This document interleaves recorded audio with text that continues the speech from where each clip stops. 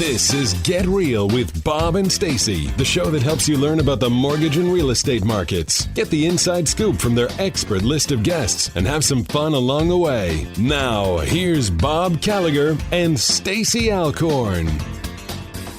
Welcome back. You're listening to Get Real with Bob and Stacy. You're joining us for our Leaders and Legends segment, and our guest is Matt Ginsberg. Matt received a doctorate in mathematics from Oxford in 1980 at the age of 24. He's done research in mathematics, mathematical physics, artificial intelligence.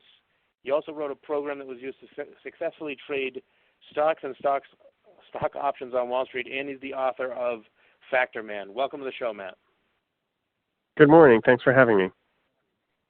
All right. We just talked to Matt before our interview, and he is the jack of all trades of the smartest people in the world. One sounds like it, at least. I don't even know where to start the interview, but I'm going to start. One of the things we wanted to talk about today is your new book, Factor Man, which is, it sounds like a really awesome fiction book. Tell us about Factor Man. I have spent most of my professional career trying to solve a very specific problem that if I could solve it, I would change the world profoundly. And I haven't done it. So I just decided, okay, I'm going to write a book about some guy who succeeds where I have sort of struck out. And that's what it's about. It's about a guy who does solve this problem. He can change the world.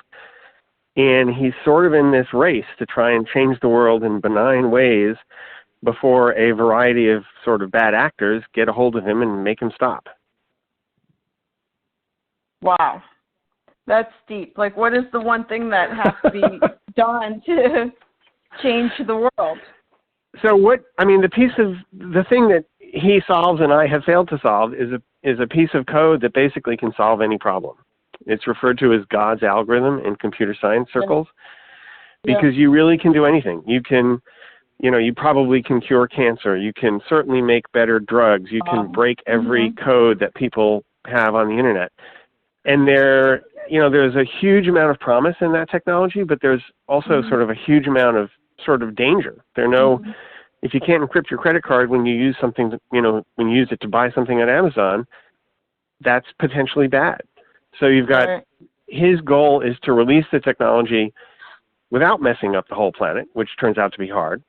And there are a bunch of people who don't want the technology out there at all. So it's a matter of him sort of staying ahead of them until he has a chance to give it away. Yeah, that sounds interesting because basically if that algorithm exists, which it must, it seems like it must exist, but that could be the end of the world too. I think so. It's not clear it exists. There's actually a big debate in the computer science community, and I think it exists, but I'm in the minority.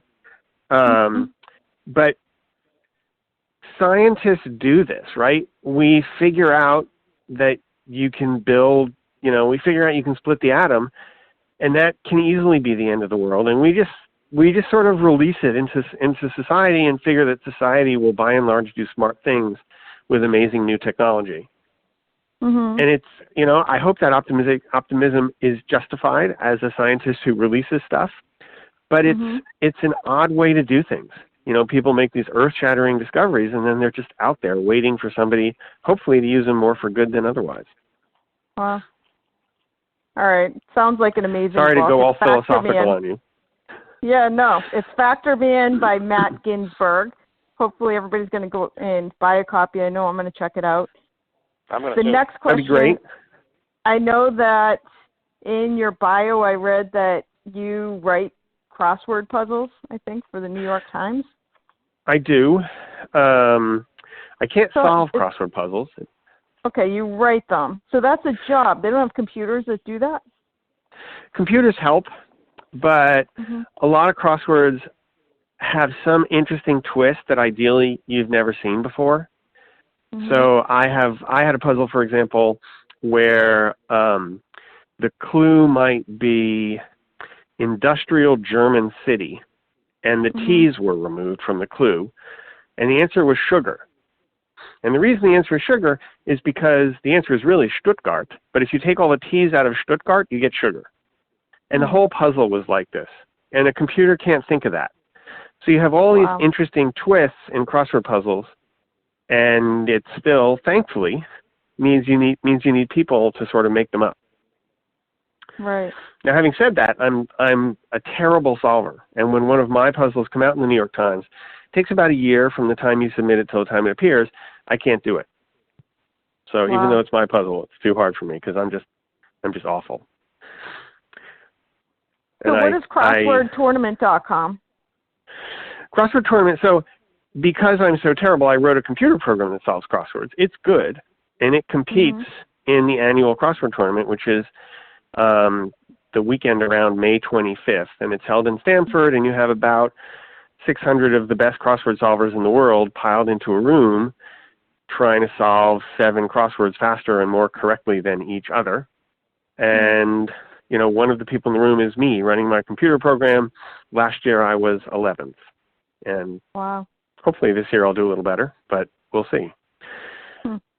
Interesting. And then the third thing that we wanted to ask you about is your business, which is Connected Signals. Tell us what that's all about. So Connected Signals gets traffic light data, and it gets it to cars. So we can do things like we have an app, and if you happen to live in a covered city and you're running the app and you stop at a red light, the app will tell you how long you're going to be stuck there. And you know if you have time to safely tune the radio or settle the fight your kids are having in the back seat or whatever. We tell you when you're approaching a green light if you're going to make it. Everybody, well, I can't speak for everybody, but when I am 100 yards away from a green light, I want to speed up because I don't want it to turn red before I get there. That's dangerous, so we can tell people they don't have to. And the goal is to make people safer, to make them more fuel efficient. We can save about 10% in city driving, and to sort of make driving just generally more pleasant, which I think we also do. And running that company is a blast. We're this little tiny company, but we can save the world about 200 million tons of carbon a year. Wow. So is that how, like, I think about how there are companies out there that have developed cars that basically drive themselves, so it has to be connected to something like that it knows the signals? That is a great question. We think the answer is yes. Some people think the answer is no, because those cars are just going to look at the traffic lights and figure them out. But it turns out that the software people have for looking at traffic lights is not very good yet. If the traffic light, if there's glare or fog or all sorts of stuff, then the cars can get confused. And having these autonomous cars being confused about what color a traffic light is terrible, because they'll just drive through a red light thinking it's green. Right. So we expect that, we're going to be talking to them as well and telling them, oh, no, the light's red, you better stop. So that's part of what we expect this information to be used for. Wow.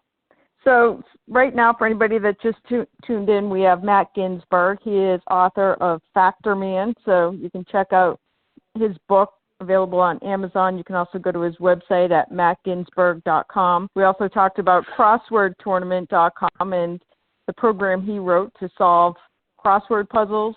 And then we were just talking about Connected Signals, which is a company he has that will tell you real time what the traffic light is going to be doing as you're driving, which is kind of awesome. I'm curious, like, what does your life look like? Do you wake up, first of all, do you sleep? Yes, I sleep a lot. And if I don't sleep, I get really cranky. And, like, do you have ideas in the middle of the night that you're like, oh, I need to figure out how to write God's code? I do sometimes. That's usually bad, because then I have to get up and act on them, and then I didn't get much sleep, and then I'm cranky the next day, and my family suffers. Mostly, I do a lot of different things. I think the one skill that I have is I'm really good at switching. So, I'm sitting at work, and it turns out that I have 10 minutes. I can go and use that to work on my crossword solving program, and I'll actually manage to think about it and get something done in 10 minutes. The crossword solving program, for those who care, is called Dr. Phil, F-I-L-L, sort of a terrible pun. That's funny. And then you also as mentioned that you were a stunt pilot, right? Before we got started today, I'd love to hear what that's all about.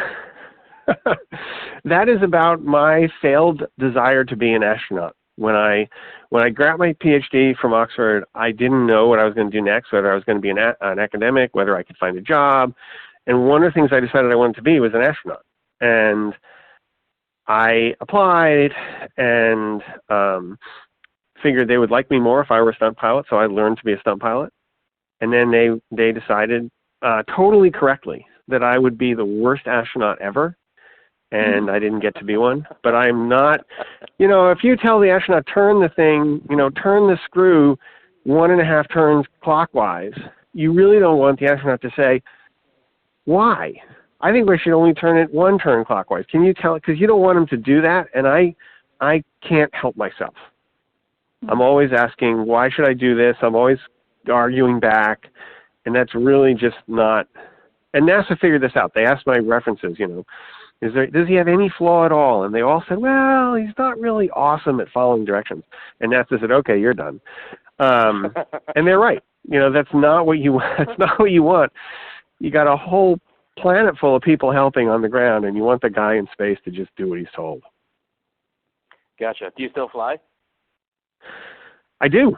I was when I was at Oxford, I was engaged, and my fiance dumped me rather than move back to the States with me, and I was totally depressed. So I built a stunt plane, and I still have it, and I still fly it upside down. Wow. And I'm now married, so I have a better wife and a stunt plane. Everything worked out in the end. It does. We have a couple minutes left. I'm curious about, is this the first book you wrote? In that sense, yes. It's the first fiction book I've written. I have a few nonfiction books, and what I learned writing them helped. So I wrote an artificial intelligence textbook, and it was relatively short. It was very conversational. It had a lot of jokes in it, which you don't normally find in computer science texts. And it taught me how to write. So, everything I learned there, I think, hopefully Factor Man is also funny and engaging and all of that stuff. I think it's important, right? If you're reading something, you want to be having a good time while you're reading it. Right. Would you write another fiction book now that this one's done? So you asked me how insane my life was, and my wife didn't really want me to write this fiction book. So I do have another fiction book I want to write, but I have to sell one of my companies that I run first, and then I'm allowed. But right now I'm not supposed to add anything that big to my already crazy life. And then how long did it take you from the moment you said, all right, I don't know that I'm going to be the one to figure out God's code, so I will settle for writing a book about somebody that figures it out? How long did it take you from that moment to getting it done? So to having a first draft, to having something I was willing to show people and have them read and say, this is good, this is bad, probably 6 months. And then from then to now is a very long process, because you have endless edits, and then you have printing and publishing, and just the whole process is very long. But writing it, I mean, as I was thinking about it, was tremendous fun to think about this guy who solved this problem I haven't been able to solve, and I could, mentally I could be him for a little while. So I just had a blast, and I was just typing and trying to keep up with what I imagined happening to him. So it was pretty fast. So I'm curious, you have so many things going on. 100 years from now, what is your legacy? What do you leave behind? What are you going to be known for? Oh, I'm going to be known for solving this problem and finding God's algorithm. No doubt about it. Okay. So you're still working on it, even though you've finished the book and... Yeah, and the scary thing is the book is a great plan. And if I actually solve it, I can't use that plan anymore because I've disclosed it in the book. So I'm going to need a new plan. God. But yes, I'm still working on it. I'm still hopeful. And if the world's going to remember me in a century, that's the only reason. I mean, yeah, Dr. Phil, I'm one of a zillion people. Dr. Phil will eventually win the tournament. And somebody else did chess, and somebody did checkers, and somebody just did poker, and I'll be one of the people who sort of was responsible for getting one of the games over the finish line. But that's just going to be a tiny footnote. But if I find God's algorithm, then people actually will remember. So I'm going to keep working on it. Maybe I'll do it, maybe I won't. Yes. Wow. Awesome stuff. So where's the easiest place for people to follow you? I am so terrible at social media. I will hopefully get better. Matt L. Ginsberg is my Twitter handle. MattGinsberg.com is where I will put, stuff about the book and about the CrossFit tournament and sort of generally try and keep that updated. And when the tournament starts, I'll be tweeting about, how the program is doing, and I'll undoubtedly start tweeting, when we get closer to the publication date, which is March 20th. So either of those two things. I don't have a Facebook. Somebody's eventually going to make me have a Facebook, and I'll be sad. But right now, I don't have one. All right. Awesome. Matt Ginsberg, thank you for joining us today. Thank you so much for your time. Thank you. We're going to take a quick commercial break. We'll be back with more Get Real after this.